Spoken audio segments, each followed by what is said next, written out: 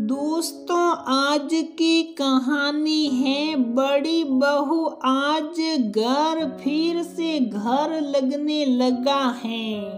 दोस्तों, कहानी शुरू करने से पहले अगर आपने हमारे चैनल को सब्सक्राइब नहीं किया है तो सब्सक्राइब कर लीजिए ताकि आपके पास पहुंचे हर नया वीडियो।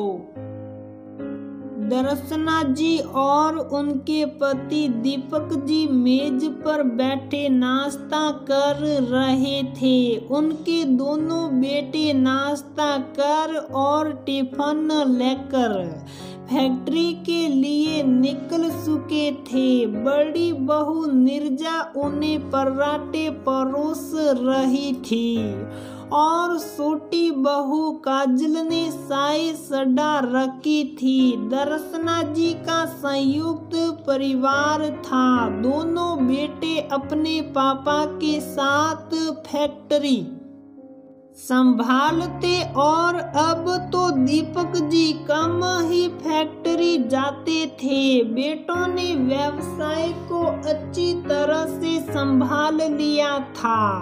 उनके दोनों बेटों के एक एक बच्चा था। बड़े बेटे की एक बेटी थी और छोटे बेटे का एक बेटा। दोनों बच्चे स्कूल जा चुके थे। नीरजा बेटा, पराठे तो बहुत अच्छे बने हैं, दीपक जी ने कहा तो नीरजा मुस्कुरा उठी। तुम दोनों भी अपना नाश्ता ले आओ जल्दी से, दर्शना जी बोली। मम्मी जी, मुझे थोड़ा सिर दर्द है तो मैं अभी दवाई खाकर लेटने जाऊंगी, नीरजा ने कहा। ठीक है बेटा, अभी आराम कर लो।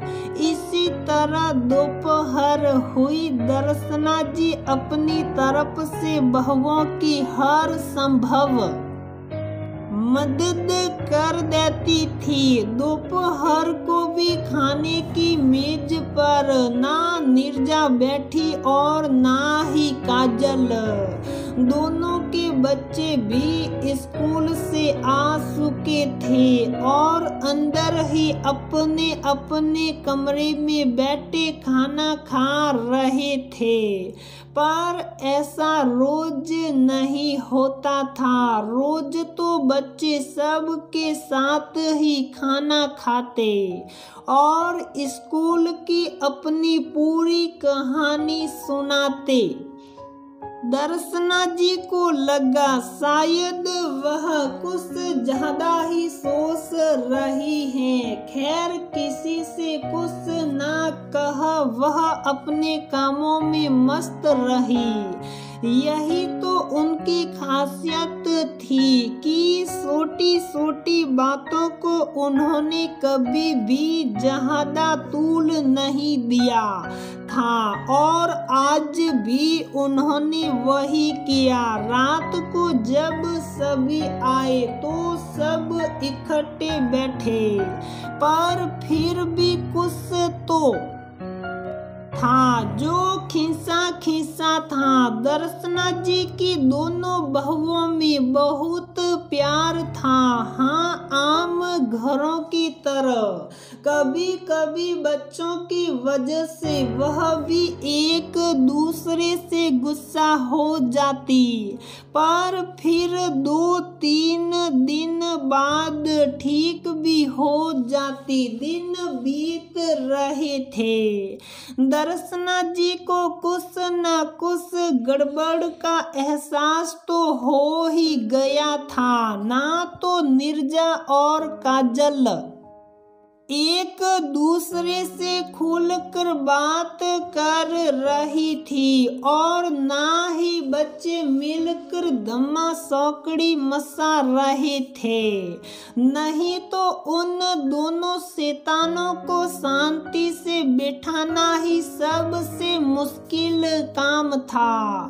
आजकल कैसे दोनों स्कूल जाकर चुप साप से रहते हैं, ना आपस में बातें करते और ना ही खेलते और ना ही पार्क खेलने भी इकट्ठे जाते। आजकल बरसात का मौसम था तो बारिश में भी मस्ती करते, वह बिल्कुल नजर नहीं आए। नहीं तो कहाँ माओ को उन्हें खींच कर अंदर लाना पड़ता था ताकि कहीं वे बीमार ना पड़ जाए। दर्शना जी सोचने लगी कि अब तो उन्हें इस मामले में दखल देना ही पड़ेगा। नीरजा जरा ये साड़ी तो देखना, सोच रही हूँ।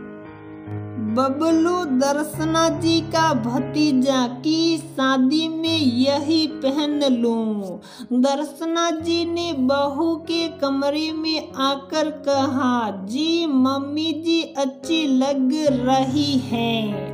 काजल जरा सुन तो बेटा, तू बता ये साड़ी ठीक है या कोई और?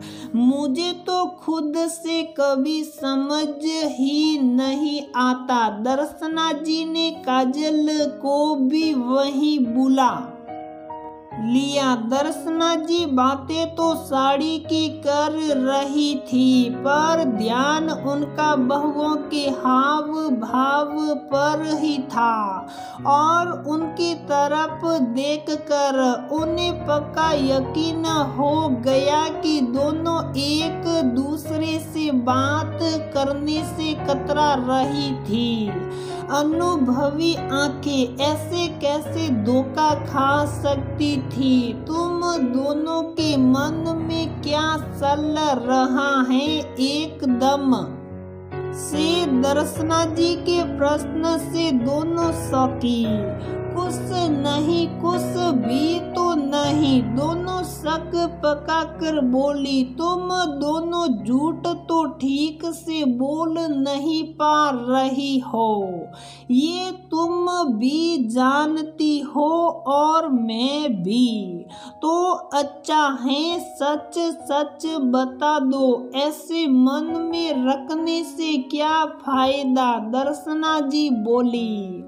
कुछ देर का मौन साया रहा कमरे में और फिर कुछ पलों बाद नीरजा बोली, मुझे तो कुछ दिक्कत नहीं है, काजल से ही पूछो।